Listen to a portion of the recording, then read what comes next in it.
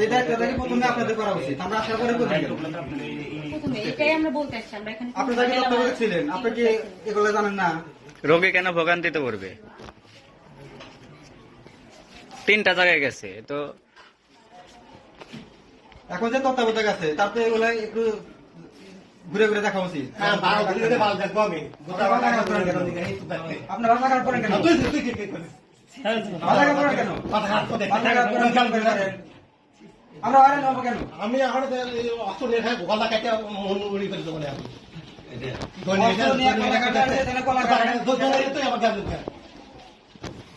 এখানে তো শুধু বলতে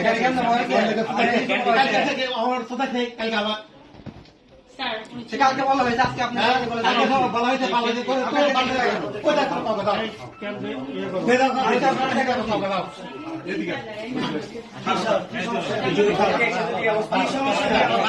ধন্যবাদ।